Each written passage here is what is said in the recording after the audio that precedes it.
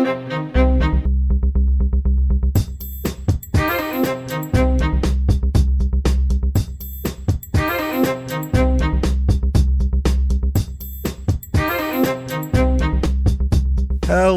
everybody, and welcome back to Small Town Murder Express. Yay and choo-choo! Oh, yay indeed, Jimmy. Yay indeed. My name is James Petrogallo. I'm here with my co-host. I'm Jimmy Wissman. Thank you, folks, so much for joining us on another absolutely insane edition of Small Town Murder Express. This is one that I've been saving for almost 9 years now. Oh, this you case. Have done that. Oh, no, it's so good. All right. And I've just been saving it. Yeah. I don't know it's why. A nice bottle of Camus. I've been hoarding it. Like I'm telling you, I'll tell you the story as we get into it, because you'll remember when I found it, because I told you about it at the time. Terrific. So very quickly, head over to shutupandgivememurder.com. You can get all your merchandise, tickets for live shows. None of them are available right now.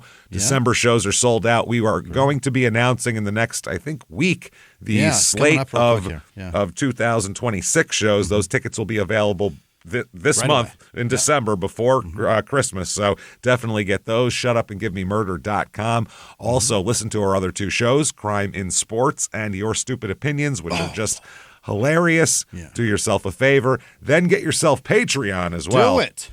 Patreon.com/CrimeInSports is where you get all the bonus material. Anybody $5 a month or above, it's a cup of coffee, and it's well worth it. We give you more than that. We give, first of all, you're going to get hundreds of bonus episodes immediately upon subscription, all the back ones that you've never heard before. Then you get new ones every other week, one Crime in Sports, one Small Town Murder, and you get it all. Every damn drop of what we put out. This week, what you're going to get for Crime in Sports, we're going to talk about how the sport of cycling is so dangerous. We're going to talk about so many dead cyclists. Just mangled and mauled. And they die in horrible ways, too. It's not just, they fell over and died. It's crazy how they die. Then, for Small Town Murder, we're going to talk about Charles Starkweather. Killed 11 people, blamed his 13-year-old girlfriend. We'll talk all about it. It's a lot. 60s or 50s? 50s, late 50s. They thought he was James Dean, this guy. We'll talk all about it. So it's crazy stuff there. That's patreon.com/CrimeInSports. And you also get all of our shows, Crime in Sports, Your Stupid Opinions, all the Small Town Murders, all ad-free as well. Ad-free! You can't beat it. And you get a shout-out at the end of the regular show, too. So do that. Get in there and do that. That said, I think it's time, everybody, to sit back. What do you say here? Let's all clear the lungs, the throats, and everything. And let's all shout, "Shut up and give me murder." Let's do this, everybody. Let's go on a trip, shall we? We are going to Texas this week. We're going to Fredericksburg, Texas. Oh, hey! Which we remember this because, this case was found. We were driving 2017. This show, Small Town Murder, was about 2 months old at this point. Right. And we were going to South by Southwest. 15 hours. 16. The festival in Austin. We had been accepted with Crime in Sports, and it was a big deal because it's the first acknowledgement we had of any kind of anything. So we drove all the way. And South by Southwest at the time was a big festival. And it was a big deal. And great credit to have. And so we got in Jimmy's Honda Civic, and we had enough money to share a bed in a hotel room that was $89 a night, and we ate Subway sandwiches from gas stations because that's all we could afford, and we did all this. Did the show and made a U-turn and came right, but we did not stay after doing the show. We drove straight back. So Fredericksburg is on the way to Austin, as we'll talk about, and as we drove through, first of all, a ton of wineries. I was like, what's going on here? Wow. Then we found Bobby Colorado, the animal trainer who does a bunch of animal training for movies and then became a Crime and Sports character based on that. And so and it's the home of LBJ. Yes, and as we were going, as we were going through small towns, I was Googling murder of this town, just because that's what we were doing. And I found this case, and I was like, holy shit, this is awesome. And I told you about it, and I put it away, and now we're finally going to do it. So I'm excited.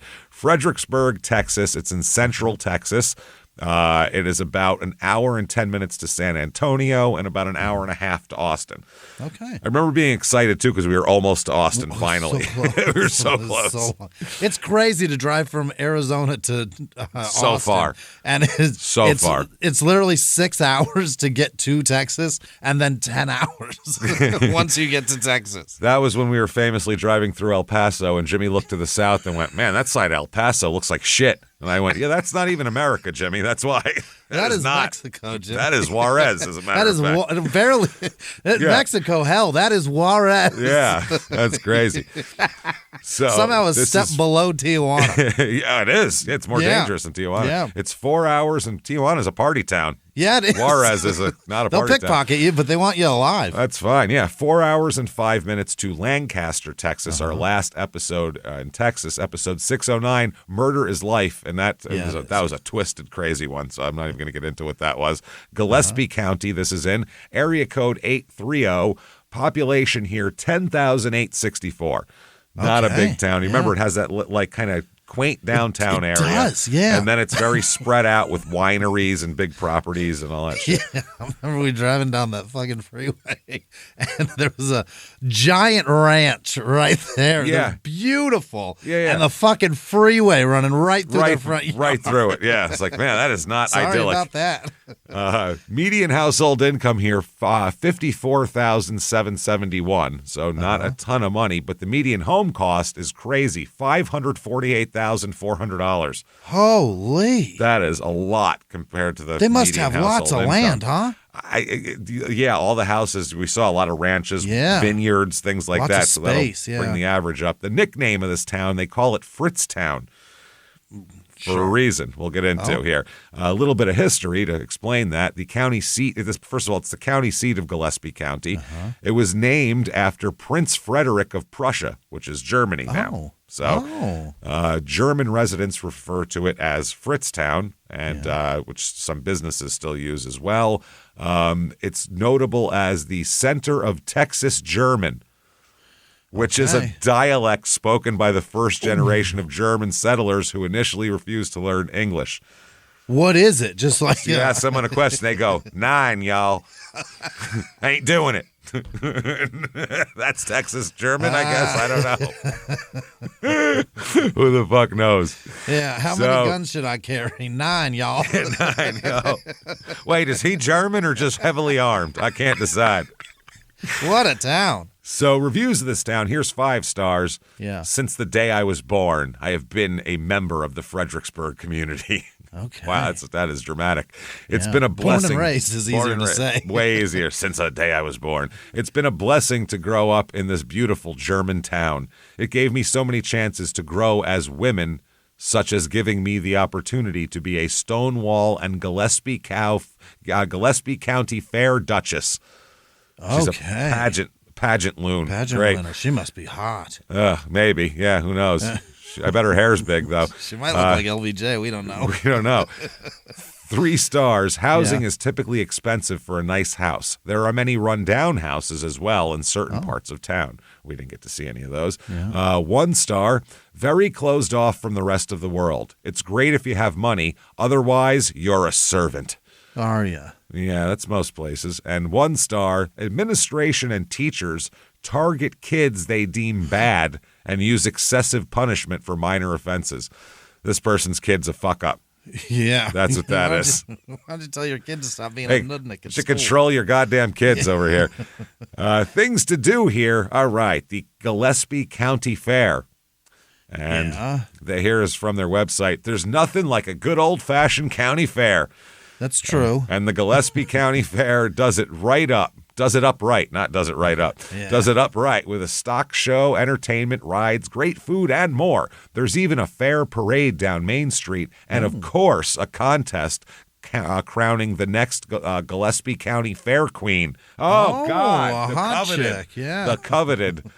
And they say, of course, we couldn't have a parade without a fair queen.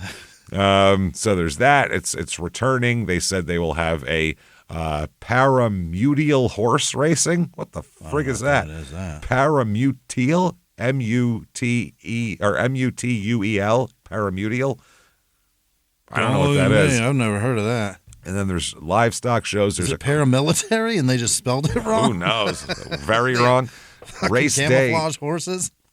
They have an open cattle show. They have, what else here? Livestock judging. You just go by and you go, I don't like the looks of that cow. You just judge it. Real questionable. Fair food, household exhibits, a washer pitching tournament where you bring your own washer and you throw it. Oh, yeah, the washers. Yeah, the big washers. The big washers. That's an antique tractor displays. Okay. There's also the Stonewall Peach Jamboree and Rodeo. That's Jamboree and Rodeo. That's the other one she was a fair duchess of, was the Stonewall. Yeah, the Stonewall Peach Jamboree and Rodeo, nightly dances, rodeo, Peach Queen coronation, goat roping, which isn't that an insult? Goat roper? Isn't that an insult? That means you're a pussy if you're a goat roper. Kind of weak, yeah. A washer throwing again. It's a big deal. A 42 tournament, which is like 21 if you can count higher. It is. It's like some kind of table game. Food trucks, beer, wine. Who knows? Oh, also a peach eating contest, a pit spitting contest. How do you win? I guess you eat the peach fastest. Fastest and the most of them, and, which will just make you shit everywhere if you. Yeah, that's not good. That's fiber. Pit spitting. There's also mutton busting, music, and of course rodeo. So gotta have that. We got to get everyone involved. That said, let's talk about some murder here. Here we go. Here we go. Like I said, a case that I have been sitting on for 9 years in my notes, and I've just wanted to do it, and I'm like, let's do it another time because it's too good.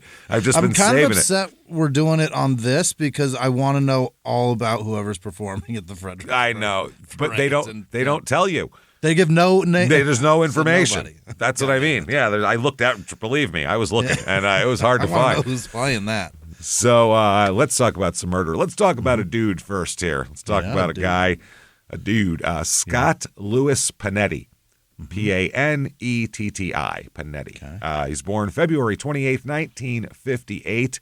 He is born in Wisconsin. From Wisconsin, north central Wisconsin. Wistful boy. Yeah. Yes, he is. And, well, let's talk about when he was a kid. His mother said she remembers him as affectionate and even soft-hearted as a boy. Oh. Yeah. Jack Panetti, his dad, recalls one time when their oldest son, Tom, and then Scott also, Scott was 14, they went deer hunting. And Jack Panetti said, quote, Scott was all shook up. Oh, he hated the idea of killing an animal. He couldn't stand the blood. Oh. So that's what they thought of him. Just not a hunter. Not a hunter. Now, he was a star athlete, apparently. Was like all county, like a big deal, but dropped out of Poynette High School. Well, you're going to drop out or get kicked out for this. Yeah. After he got in trouble for punching the assistant principal. Well, you got to expect that. You're not coming back to school on Monday. Yeah. There's very little that you get to justify that. You have to be punched first, generally. Yeah. Was he trying to finger you? Outside of that, that's really the only thing. Fighting back? That's the only time the only time it's okay. Yeah. So he was transferred, or I should say, dropped out and re-enrolled in Portage High School to finish his education. In Wisconsin still. And this is just a small acorn of a very large batshit tree that we'll call him. Or to use the scientific term, cuckoo crazy would be, I believe. I do love cuckoo clock. Yeah, well, he's a nuts is what the best way to put it. He's fucking crazy as a loon, this guy. Here's something his mother said, quote, looking back, I remember the danger signs, but I then associated his behavior with typical teenager weirdness. Okay, typical though. She said, after all, this was the early 1970s, which, kids were doing all sorts of crazy shit. Yeah. Mental illness was not publicized or admitted to. Again, also true. If someone went to a psychiatrist, they go, what happened? Did you snap? Did you, Kinda, yeah. Did you just drive your car into a nursery school? Like, what did you do? Like, that's crazy. People really thought that. She said, I told myself that Scott was just a unique person. He's not crazy. He's just interesting, is what she said, basically. She said there were no support groups to contact that I know of where one could go for advice, probably especially in small town northern Wisconsin. I would assume that would also be part of it. Psychiatry was eyed with suspicion. I now understand what I didn't want to see then. There was something dreadfully wrong with Scott. Yeah. That is an understatement of all understatements here. Yeah. 1976, at the age of 18, he joined the Navy. Let's give this guy access to weaponry. That's good. Yeah. Wow, I don't even know how the hell you get into the Navy being this crazy. How'd you not punch the guy interviewing you? Yeah. Because the doctor giving you the physical, you know? Fascinating. He received an early honorable discharge.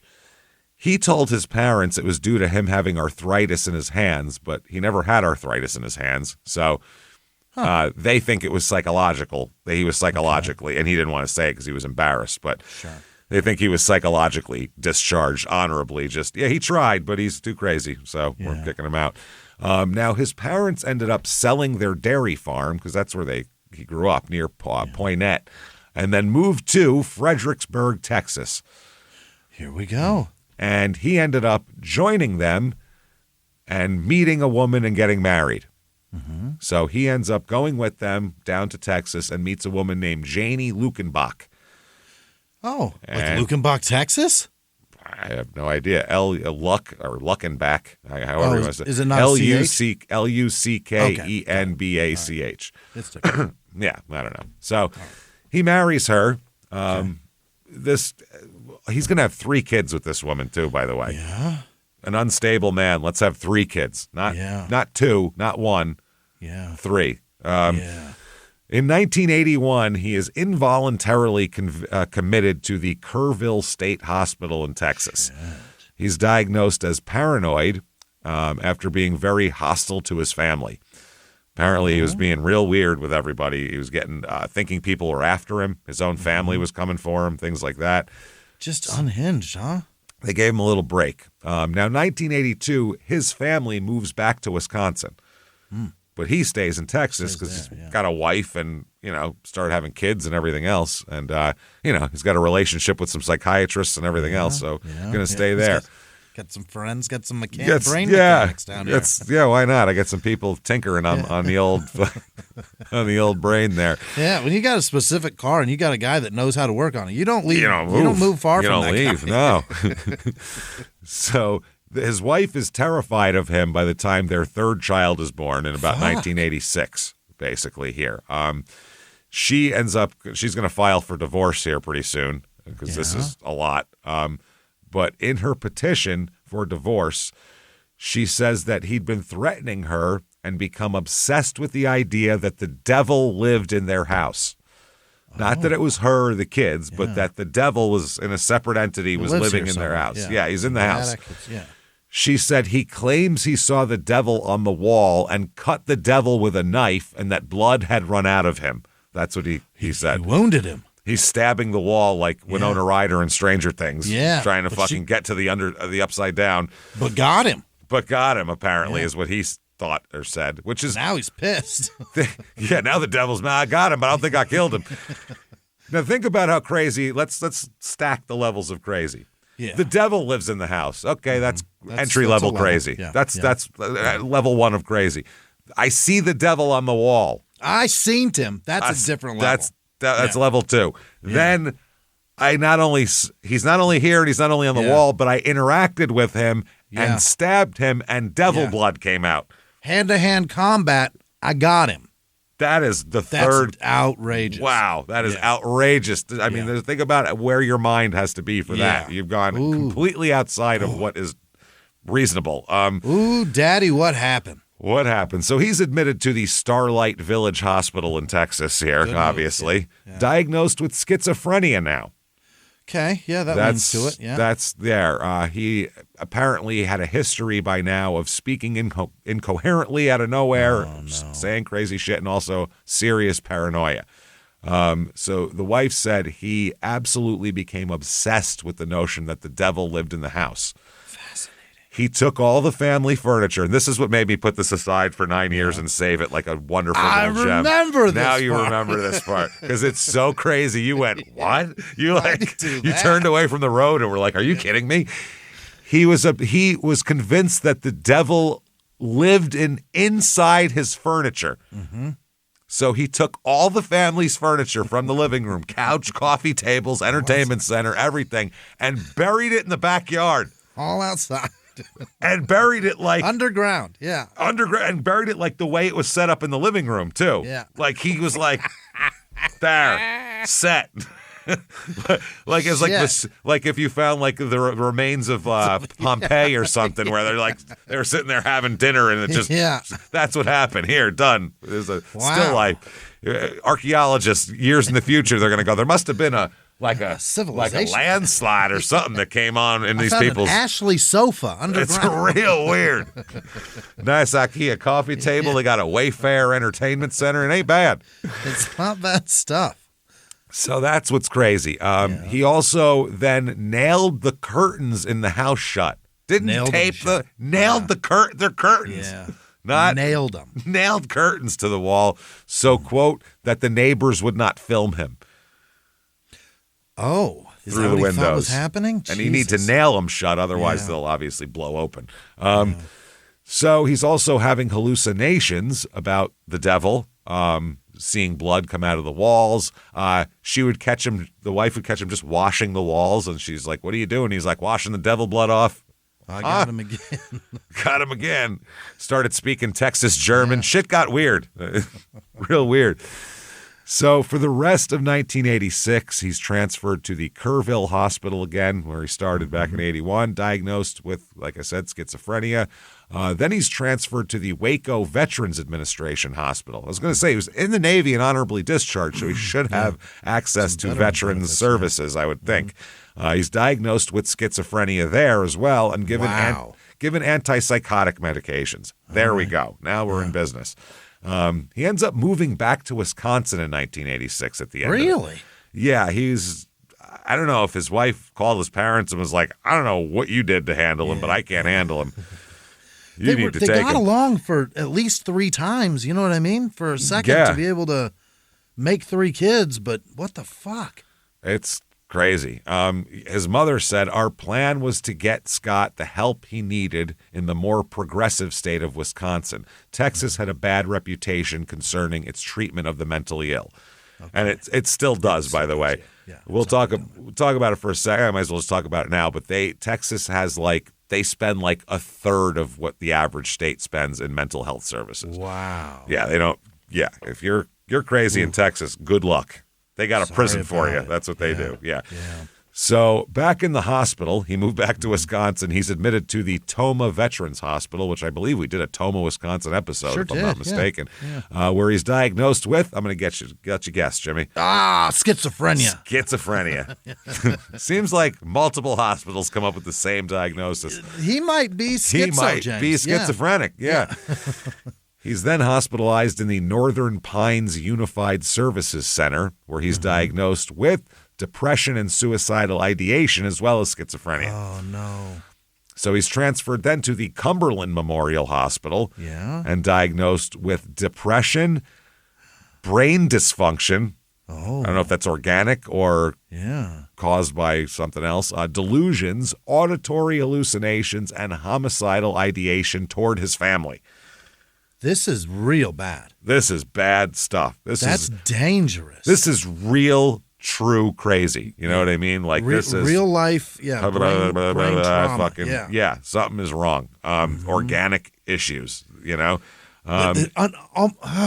Dare I say unfixable too? You know what I mean? Like sometimes though, these people, if they're on the right medications, can be very fine and very functional. They just need to get their shit balanced out. There's plenty of people who are terrible mental illness that's very well helped by medications, but have to be willing to. That's the thing. He seems to be willing. He's going to hospital after hospital to try to fix it. But and his family's trying to help him, and he seems to. But he's genuinely pretty crazy. So somewhere in all this, his wife files for divorce. Shockingly, when the divorce came through, he became even more unstable. Oh, and then moved back to Texas. Really? I don't know if his family was like, "Whew, okay, at least he's out of our hands," or if they're like, holy shit, scared now that he's going back. When he gets back to Texas, pretty much immediately he's admitted to the Starlight Village Hospital again, and again diagnosed with schizophrenia. Transferred to the Kerrville State Hospital. This is becoming a pattern. Same thing. And diagnosed with schizoaffective disorder, which is a combination of schizophrenia and manic depression, bipolar. So that seems to be where we're at with him.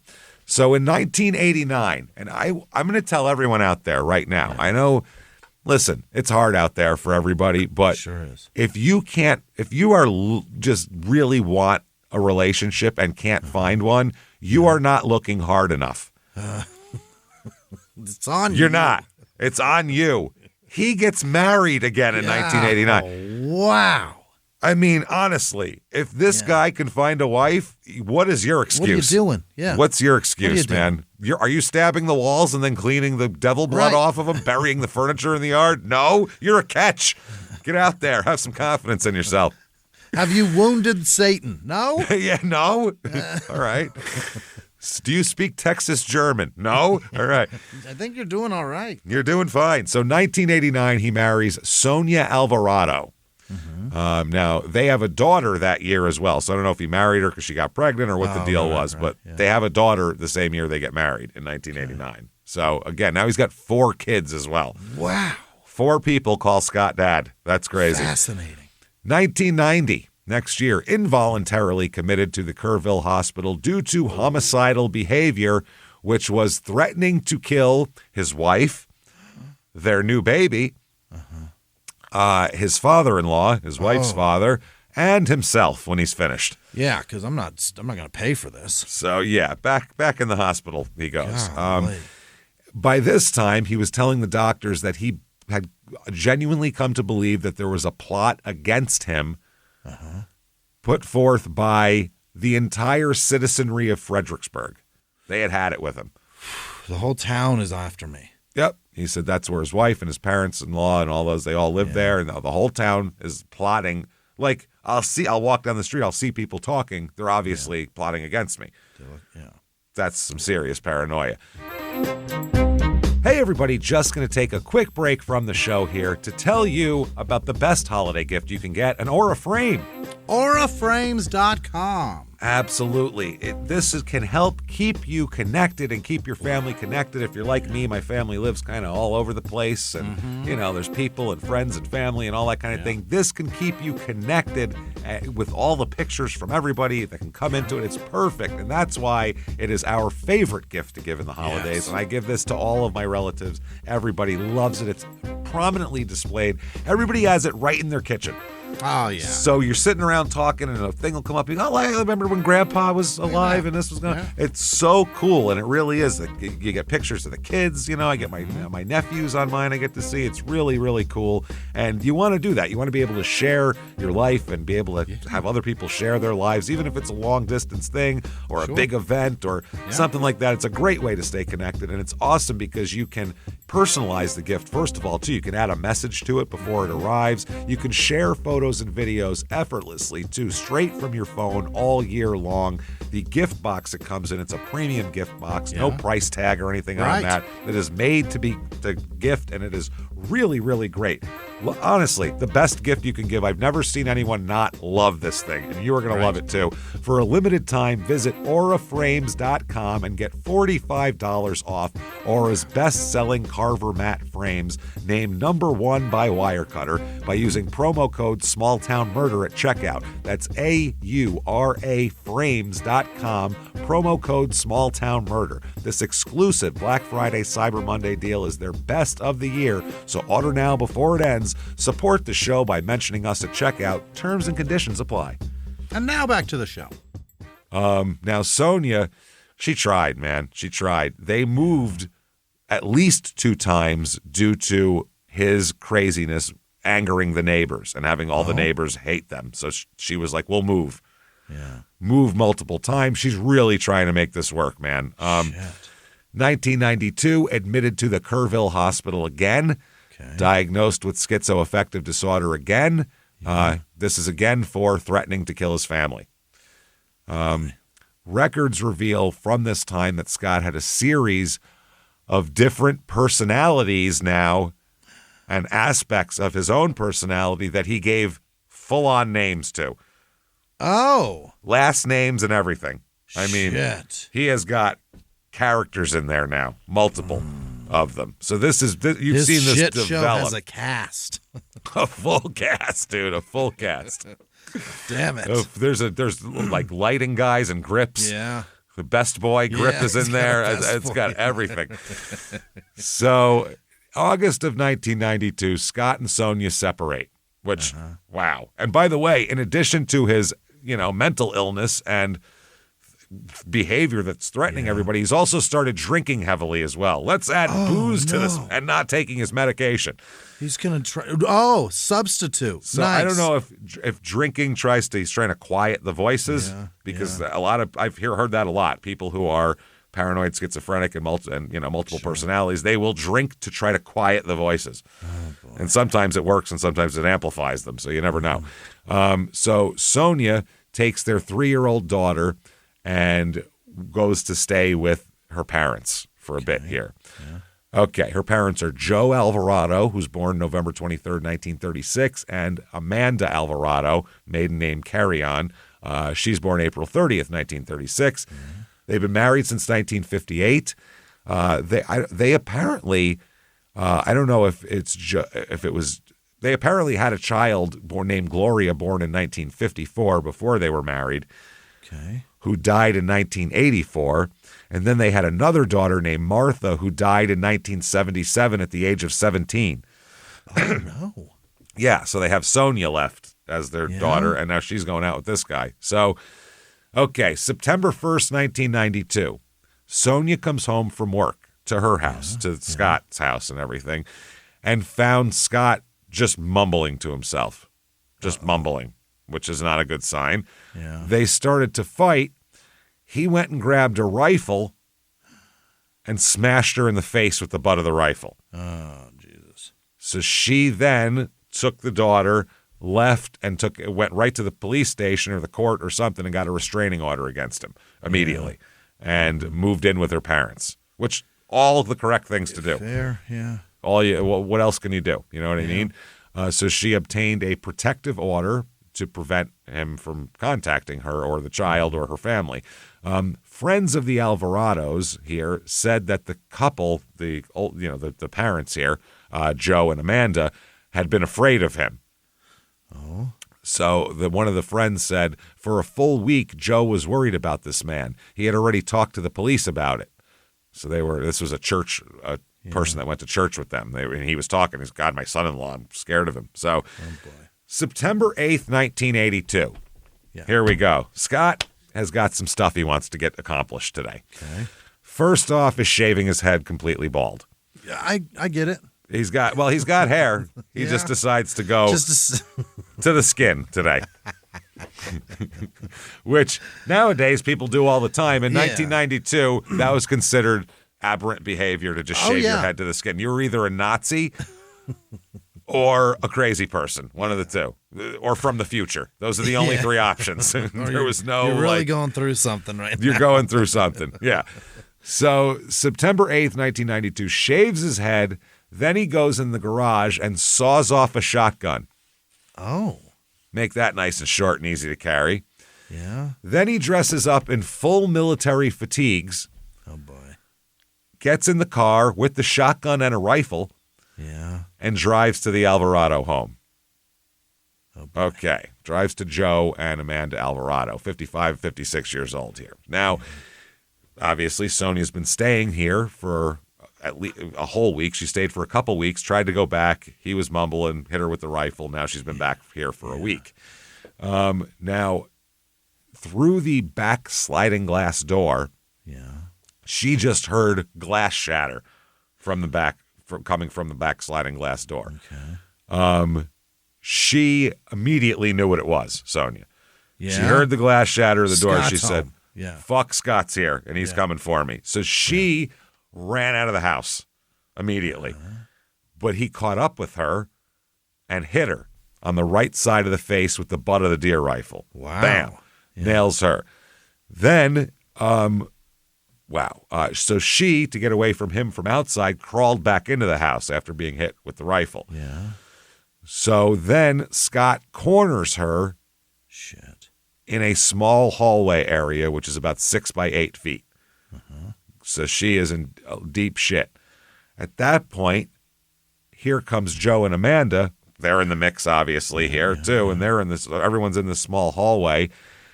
He just takes his 30-06 deer rifle and shoots Joe, and then shoots Amanda with his rifle. Boom and boom. That rifle instead of the shotgun. Instead of the shotty, which close quarters, the sawed-off is the weapon Much of choice, better. I would think. Yeah.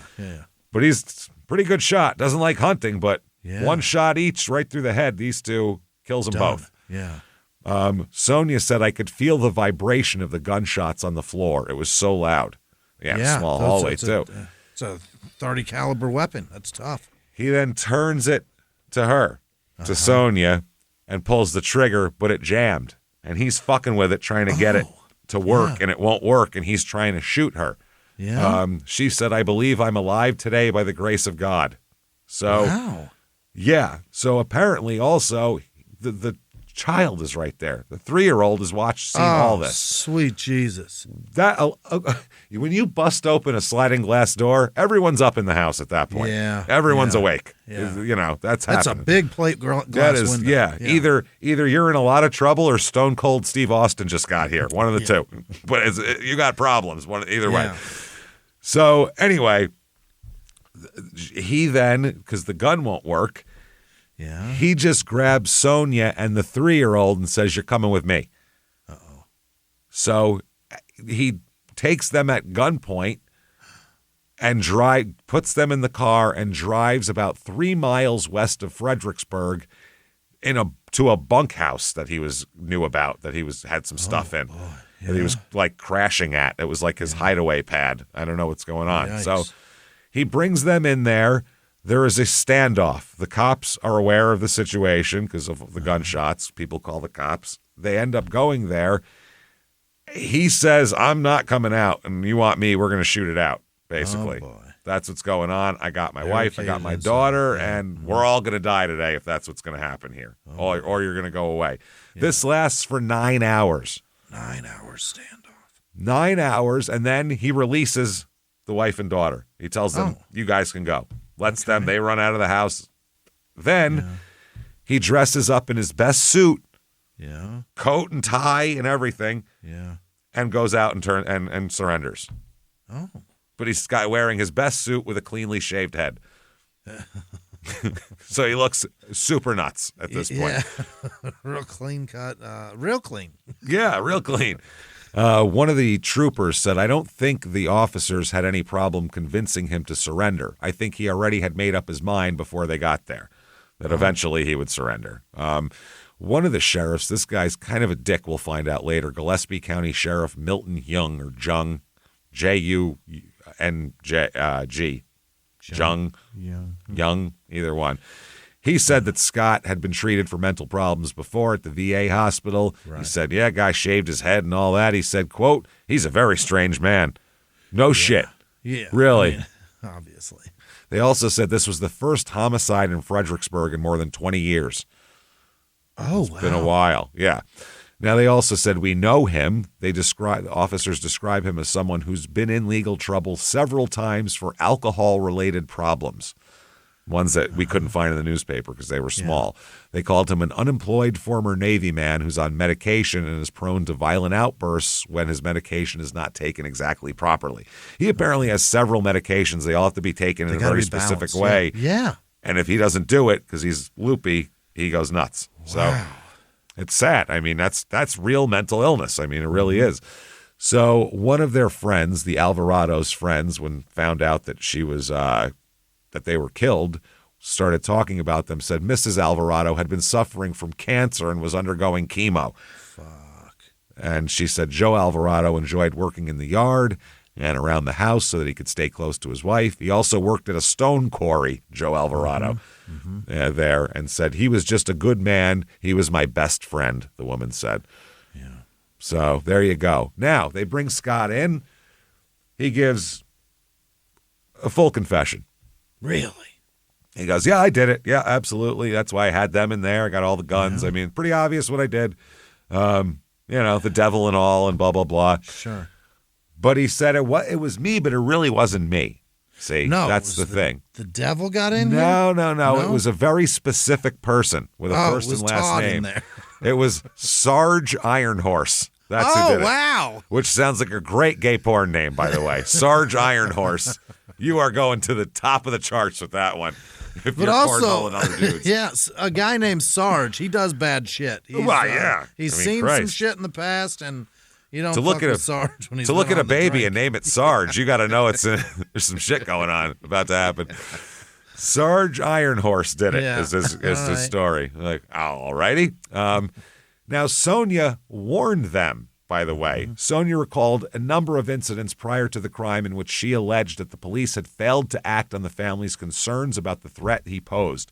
She recalled that after one incident, only weeks before the killing of her parents, she said, my mother and I begged the police to take the rifles. Scott had his deer rifle, the 30-06 he used to kill my parents, the other shotgun at my parents' house. Even though the police were told to take the guns, they did not. The court told them to, but they didn't follow it through. She said Scott had made threats against my parents. She said several occasions they responded to domestic violence calls and did nothing to reprimand Scott because she claims they either feared him or they were casually acquainted with him because he's been there a long time, and they were like, oh, he's crazy but harmless is how they looked at him. He's not going to do nothing. The police chief said that he couldn't recall any particular incident that was handled incorrectly and said the police knowing Scott was not a factor in how the domestic calls were handled. Yeah, right. He said, we dealt with Scott on several occasions, adding that she has also made these allegations on previous occasions. Well, she sounds right at this point. He just killed her whole family. Right. She said the police department and sheriff's department tried to keep all the facts about the events from the media in an attempt to protect the image of the community, not to protect her privacy. She said their main concern was upholding the image of Fredericksburg as a nice tourist town. That's it. Right? That's all they gave a fuck about. Well, yeah, that's what this place is. She was also ignored, she says, on the day of the crime, when she was taken away from being held hostage. She was injured and traumatized and not provided any medical attention or counseling, she said. She just made a statement to the police and they were like, bye. Yeah. She said that the denial of immediate medical attention by sheriff's deputies caused her to be denied funds from the Victims of Crime program as well. Because they didn't have. So she said she was barefoot when she was kidnapped and was not given shoes or even a pair of socks to wear by the law enforcement officers at the scene. She was questioned for nearly 7 hours about the day's events without any medical attention or anything. Yeah. Said she was the county sheriff, this Milton Jung, said she was not held against her will. She could have gone at any time. Well, maybe she's trying to be helpful. You're telling her that she needs to tell you everything and it'll be helpful. She never requested medical care.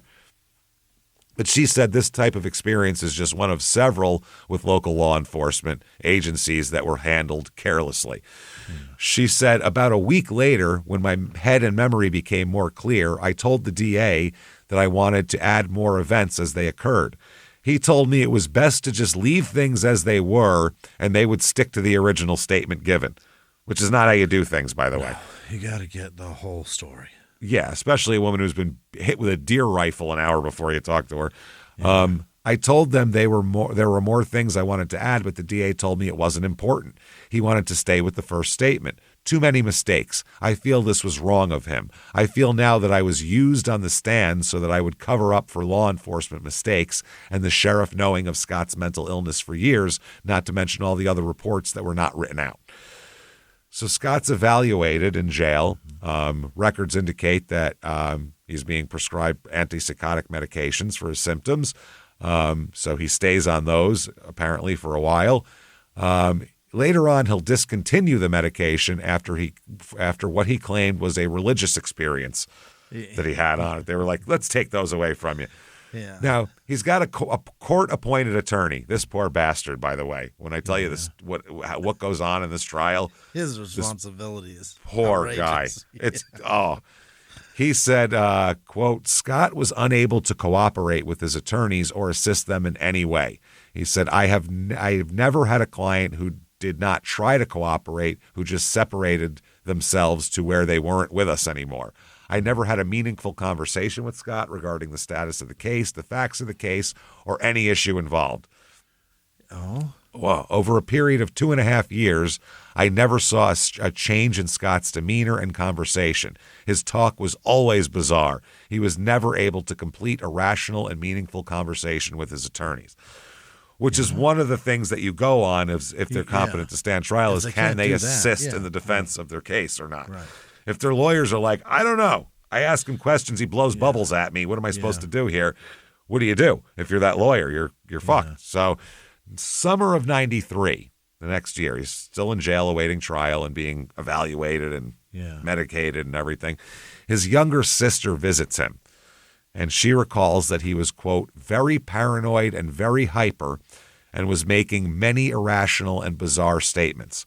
And she claimed that, remember that conspiracy in Fredericksburg that's against him? Yeah. His lawyers are also part of a conspiracy against him as well, possibly connected to all the Fredericksburg people as well. Yeah. So, July 1994, he has a competency hearing. Apparently, there is a jury for this competency hearing, which I didn't know that was a thing, but the competency hearing is declared a mistrial after the jury is unable to reach a verdict. So September 9th. Did they call that a mistrial? They call that a mistrial of the hearing. Okay. Whatever. Anytime a jury can't reach a verdict, it's called a mistrial, whether it's a trial or not.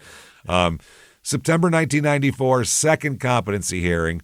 His lawyer testified that in the previous 2 years, he has had no useful communication with Scott because of Scott's delusional thinking. A psychiatrist for the defense concluded that Scott was not competent to stand trial.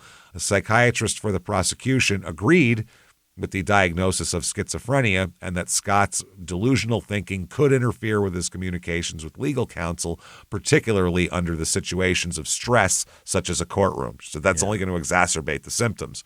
However, he said, even with all that said, I think he's competent to stand trial, even though he can't assist in his defense and he's completely delusional. And he thinks everybody's out to get him. I think he's fine. His team, And the jury said, competent. Yeah. No problem. All right. So now he's competent and he wants to be his own attorney. Oh, you want to have a party? I'm so competent. I'm a lawyer now. Yeah. me and Sarge we got this. Sarge Ironhorse is going to cover this case. So that is, think about that. That's letting this outrageous. man. Yeah, it's too much. It's going to be a circus. I mean, and it is. Wait till you hear this. So, according to what his sister said he had a delusion that only an insane person could prove insanity. That's his. Okay. Only an insane person can prove insanity. See, you know how that goes. That's insane. That is what an insane person says. See? Yeah. And she went, you're right. You just proved it. Yeah. Sold. His fears of the attorneys were irrational and due to his paranoid delusions. I believe that his decision to represent himself was totally irrational. This decision was because of his mental illness. She also had a friend who was like a crime reporter for a TV station. Yeah. And had that friend who knows about the justice system try to tell him this is a bad idea, and he was like, you're out of your mind. You don't know what you're talking about. Yeah. So the judge found that he had voluntarily and knowingly waived his right to counsel and allowed him to be his own lawyer. Fucking unbelievable. Leading up to the trial, he constantly sent mail to his sister and family in Wisconsin. She said his writings were completely irrational. He wrote many strange things that did not make sense. This is while this is going on. She said that he called her his legal assistant and he mailed all his papers, documents, and records for the trial because he was afraid to keep them in his cell because he thought the guards were looking at his work and would tell them. Everybody's after me. Yeah. She said, quote, I can't understand how he was supposed to get ready for his trial when his papers were in Wisconsin.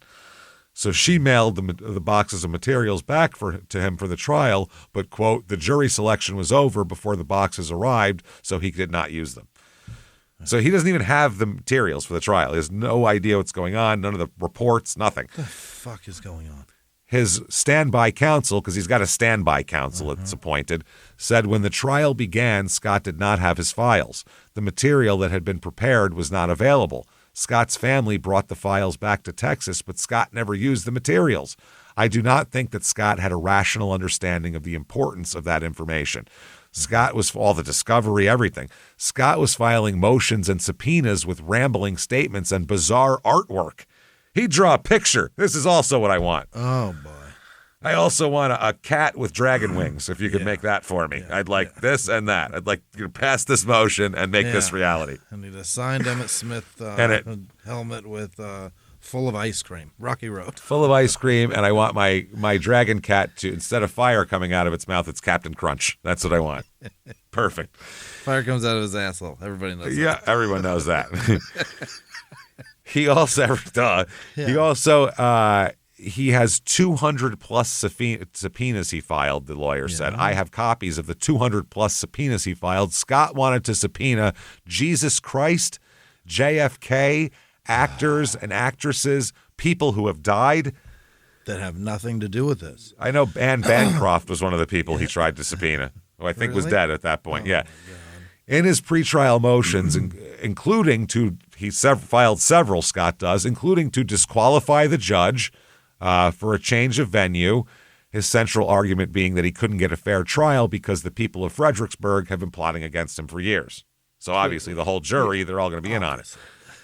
A psychiatrist who reviewed the records, a 10-page letter that Panetti sent the trial judge, this psychiatrist said at this time, quote, contained numerous biblical passages, just idiosyncratic expressions, flight of ideas, meaning sudden changes in his thought processes, loose associations, meaning communication that was not coherently connected together, and incoherent and illogical thought processes. Like a judge should have got that and said, this person can't stand trial. They're insane. It's too much. Instead, they do him this favor of suppressing his confession. They suppress his confession here for some reason. I don't know what the reason is. And the judge also granted his change of venue motion and set the trial for Bandera. That's where it'll be happening. The prosecutor said they're going to delay. They're going to appeal the suppression of the confession. Like, it's not enough that you got a crazy person representing himself. You need to stack the deck more, and that delays the trial. So finally, August through September 95 is the trial. It begins with jury selection in late August, and Scott's sister arrives in Texas for the trial and visited him in the jail. And she said, quote, I had never seen Scott so sick. I got to visit with him in his cell since I was his so-called legal assistant. Maybe that's why he did that. Scott was acting all strung out and weird.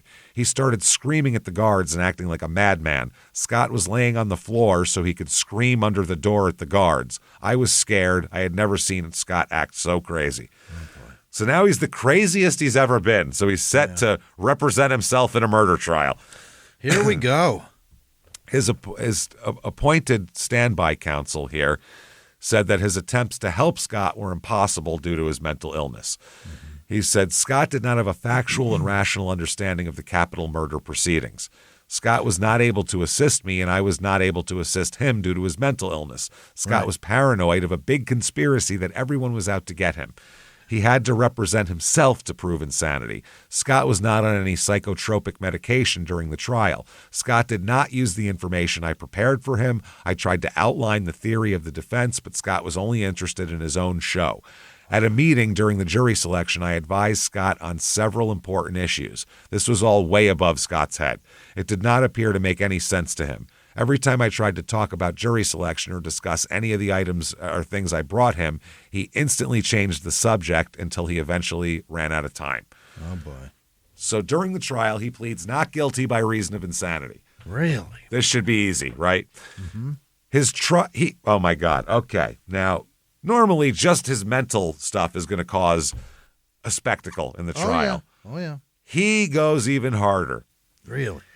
He walks into the courtroom, and this is what he wears every day, described as a, quote, 1920s cowboy-style outfit. He showed up in like a completely like garish, like Doc Holliday 1930s movie cowboy outfit. He showed up in a giant 10-gallon hat, a huge bandana, boots with stirrup, weird boots they're described as too, not just regular boots, weird boots that the pants were tucked into too. Oh, nice. With He's stirrups. got the boots on the outside. He had, I believe it was he wore purple shirts with green ties. Oh, you can't do that. He's dressed like a circus Like clown the Joker. cowboy. Yeah. He's dressed like a fucking lunatic. Like the Joker as a cowboy. And affected the mannerisms and accent of a John Wayne movie character. Oh, no. Like over the top. So he's like, let me tell y'all little ladies, and cusses a little something there. I got a little something to tell you about this craziness now. Hey, we don't. Mental illness will sneak on up on you, kind of like a Texas tornado, if you know what I mean. They just pop up out of nowhere now. You know what I'm talking about. Like a rabid prairie dog. I'll tell you what, when you're out there on the ranch with the doggies, it's a little something. Jesus Christ. This is crazy. This is crazy. So here's some different doctors' observations of him during the trial, okay? Sure. Different psychologists. Quote, in my opinion, Scott was not competent to stand trial because he was unable to assist himself in his own defense and didn't have a factual and rational understanding of the proceedings. There's no doubt in my mind that he was mentally ill and he was incompetent to stand trial. Here's another thing. My main impression was, why was the judge allowing this crazy man to defend himself? I thought to myself, my God, how in the world can our legal system allow an insane man to defend himself? How can this be just? I not only thought that Scott was incompetent, but that it was not moral to have him stand trial. It was terribly wrong. I did not know that our legal system would allow an insane man to represent himself in his own trial. Here's another one. There's no question in my mind that Scott was incompetent at his trial. Scott's questions and conduct were bizarre and represented a break from reality. His conduct was bizarre in part due to his unusual dress, which I can only call a costume. Yeah. Scott was more concerned with his dress and appearance than the reality of his capital murder trial. The courtroom had an atmosphere of a circus. Here's another. At the trial, Scott dressed in 1920s era cowboy style. It looked idiotic. Nice. He wore a large hat and a huge bandana. He wore weird boots with stirrups. The pants were tucked in at the calf. I had a feeling that Scott had no perception of how he was coming across. He was totally unable to see the effect. His questions were completely without thought. They were irrelevant. I felt like Scott was digging his own grave. The trial was a joke. It was a big fiasco. And two more here. When I watched Scott in court, he was very bizarre. When I saw him on the first day of the trial, I thought the judge should stop the trial and commit him to a hospital. Scott was not competent to stand trial. My wife had written the judge a letter, but it didn't seem to make any difference. I wanted to tell the judge to stop the trial because, this is from his mother, my son was sick and incompetent. Like, he's obviously nuts. Clearly, got a problem. And his sister said, I think the justice broke down in my brother's trial. It was not fair to let a mentally ill man be his own attorney when he didn't know what he was doing. I am sorry to say the trial was a farce. It was a circus-like atmosphere. I never expected justice to allow this. Even Sonia, whose parents were murdered, said that she thought the trial was a big joke and a circus and that there was lots the jury did not know about Scott and his mental illness. Even she was like, what are we doing? Yeah. The actual trial, purple and green cowboy shirts. He wore leather chaps, for fuck's sake. For fuck's sake. He didn't wear like a suit and tie and a cowboy hat and boots like a Texas lawyer. He dressed like from a costume. Anyway, one person said, this is his lawyer, sorry, Mr. Panetti's direct examination testimony essentially began with his birth. He discussed a near-drowning episode, falling off a horse, and messing in his pants when he was a child. Oh, God damn it. He later described his school in Wisconsin, the carpeting there, how he wanted to look up his teacher's skirt. This is great. I know the feeling. What do you do? Yeah, we all get it, but you don't tell the jury that. You can't. Don't admit it, man. At one point, he showed the jury a tattoo on his arm, a wounded sunbird, and went into excessive detail about it. After the court redirected him, Mr. Panetti talked at length about his high school sweetheart in a loosely connected manner. The judge redirected him for a second time to relevant evidence. After Mr. Panetti discussed bull riding, high school interactions, and that his father looked like Colonel Sanders, the court redirected him again to the relevance of the guilt-innocence phase of the trial. Despite continued redirection, Mr. Panetti described working on his father's ranch in Texas. The district attorney even asked the court to instruct Mr. Panetti to talk about his guilt or innocence and not about his life story. One of the doctors who attended the trial as a witness said, "I witnessed a number of incidents where the inappropriate use of language and actions show that Scott was mentally ill and incompetent. Scott literally enjoyed the spectacle of the courtroom where he was the center of attention. Scott enjoyed the trial since he was getting attention and was being allowed to act like an attorney." Right. Hey, I get to dress up like a cowboy and ask people questions. Isn't this fun? Hey, Scott was acting out a role of an attorney as a facet of the mental illness, not a rational decision to represent himself at trial. Scott was acting as his own attorney from his paranoid fear that his attorneys were out to get him. He gave a rambling presentation that showed he could not think clearly nor understand the information that was important to his trial. The trial gave Scott the opportunity to get the attention that a paranoid person so desperately needs. Scott needed to represent himself out of the delusion that he alone could defend himself. He wanted recognition as an attorney and got the judge to allow him center stage. The mental illness caused him to fail to recognize the importance of the jury. In his mind, the jury was not important. What was important to Scott was the recognition of the judge, the DA, the witnesses, and the public that Scott was an attorney in the courtroom. Right. So one witness, he asked this question here, quote, We subpoenaed Dr. Hal. I mean, I didn't want to go subpoena crazy, and I just turned the Pope loose and JFK, and I never subpoenaed them. But Jesus Christ, he didn't need a subpoena. He's right here with me, and we'll get into that. We'll get there. Huh? Give me some time. He turned the Pope loose? What the fuck are you talking about? I don't need him. Loose. I don't need him. He's busy.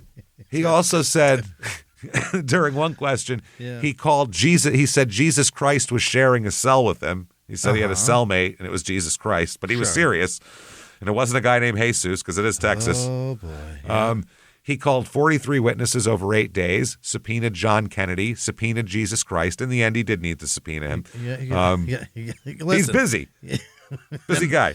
I'm tired of all the miracles. You are bound to be here. Yeah, I get that, teach a man to fish, he'll eat for a lifetime and all that kind of shit, but you're also time blind. You're real bad with times and dates and At one point, he put his hand on the jury box like he was shooting. He did finger guns at the jury and said, boom, boom, boom, with a cowboy outfit on. Oh, my God. You can't do that. No. Scott's mom on the stand. He said, Mom, I slept good and I had a dream and woke up real confused in the relevance of my guilt or innocence. Is there anything that has to do now? I flat ironed you. Yesterday, you sort of expected I would call you, but you didn't expect it this morning. That's what he said to a. Flat-ironed you. None of this makes any sense. Nope. The judge said, "You need to ask a question, Mr. Panetti," and he said, "Talk about my treatment, Mom, before, after, and during the duration of my treatment. That's directly relevant to my guilt or innocence as charged, Mom." And the judge says, "Mr. Panetti, ask a specific question. I don't want a general question." Yeah. Scott says, "I'm going to have to ask you a couple of questions that we didn't ask before, and it's safe to ask, Mom. Well, there's things I should have said or didn't say and should have said." And the judge said, "Mr. Panetti, ask a question." Then he testifies himself. He said the day of the crime, he'd been under the control of Sarge Ironhorse. Oh, Sarge did. Okay. He's back.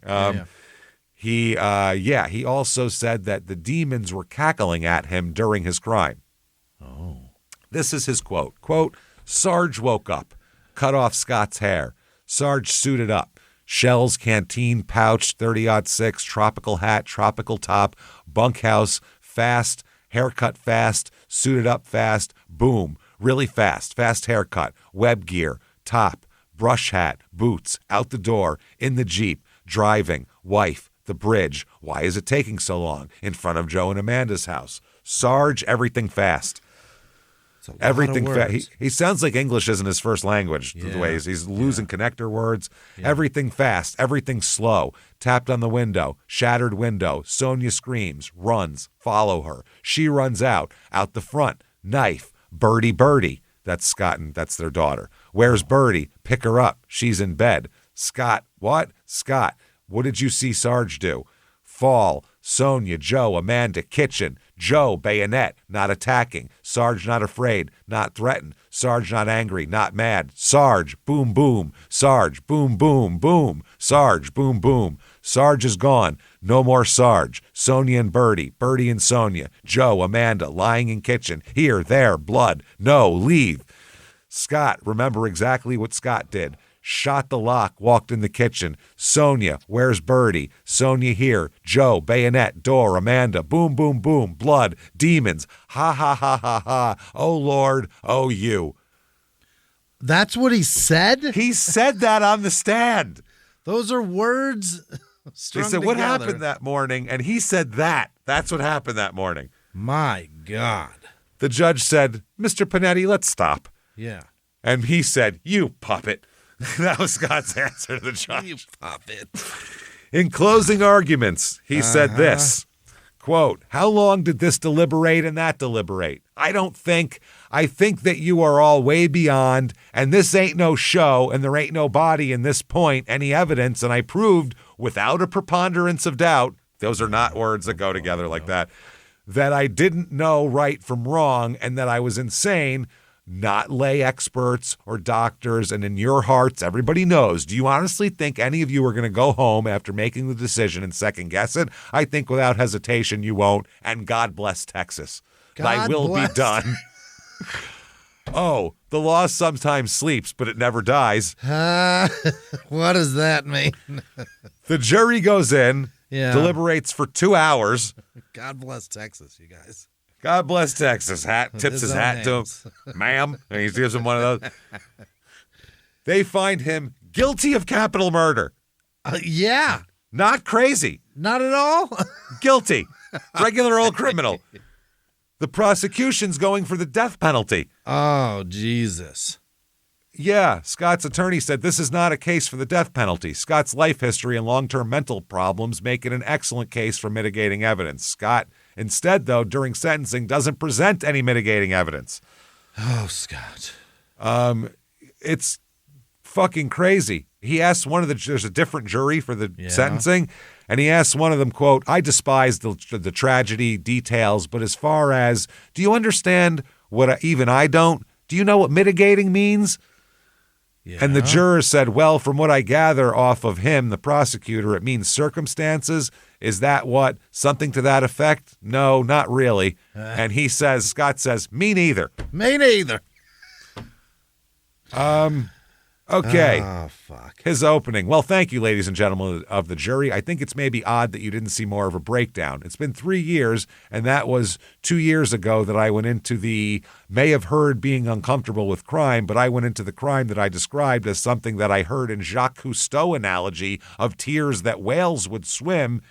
And I hope that you don't think it's odd that I don't have more of a breakdown. But again, I must reiterate, I had very untreated mental illness that in my brief look over some papers that a previous law firm sent, which I should have prepared earlier, there is my culpable mental state. Oh, fuck.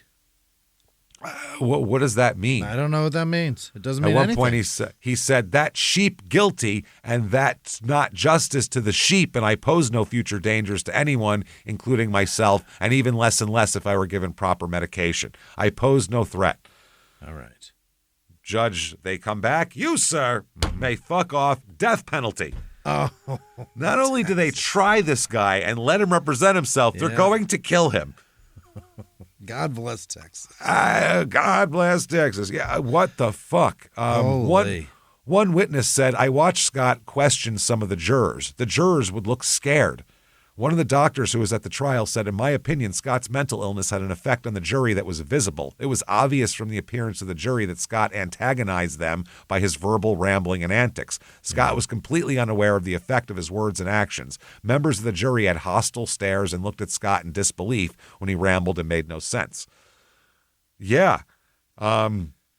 So anyway, that Detective Jung said, quote, he's the best actor there is. I guarantee you that guy's an actor. For his whole life, he's been doing this acting, huh? He did all this in calculated ways so that he could murder 2 people. That's all he wanted to do for years. He knew it. Right.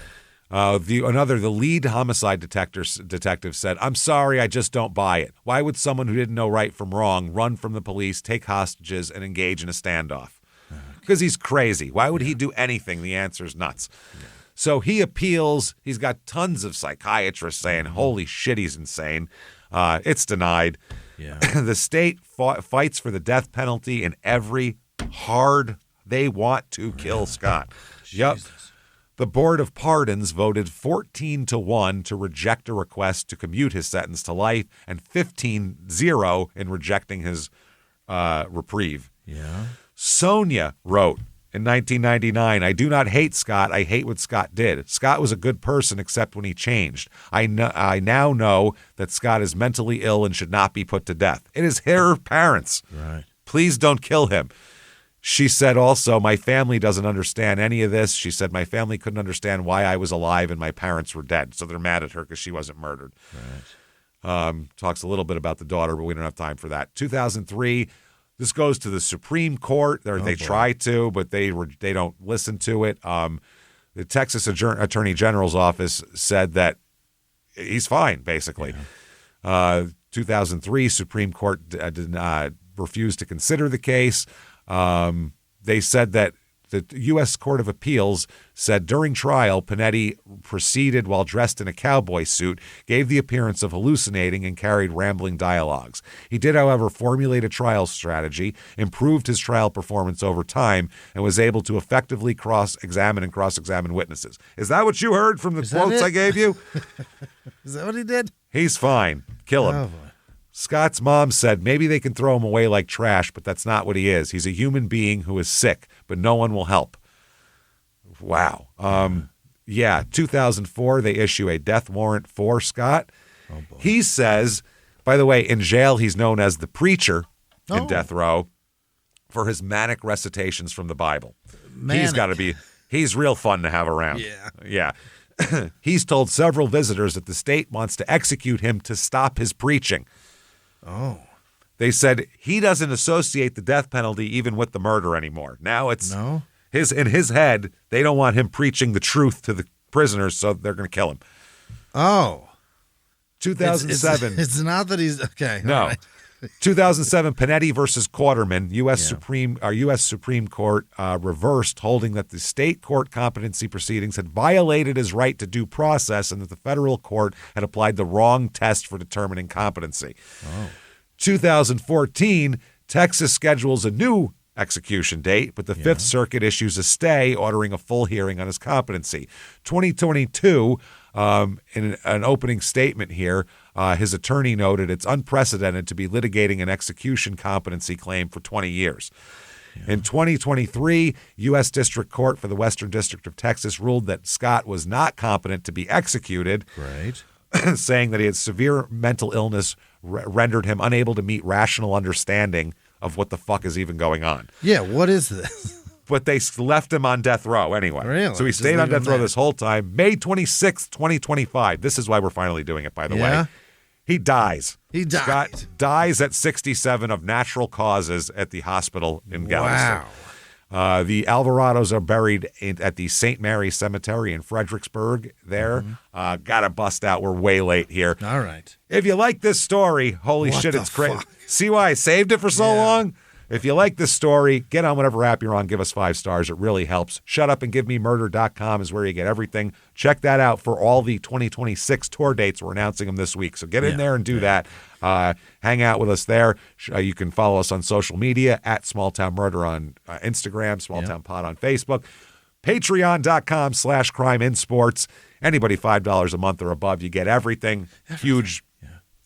Huge back catalog of bonus stuff. New ones every other week. This week, Crime and Sports, Dead Cyclists. Why is it so dangerous? And then Charles Starkweather for Small Town Murder. That's going to be good stuff there. Patreon.com/Crime in Sports. Get everything ad-free as well. So do that, and you get a shout-out at the end of the regular show. Keep coming back and seeing us. And until next week, everybody, it's been our pleasure. Bye.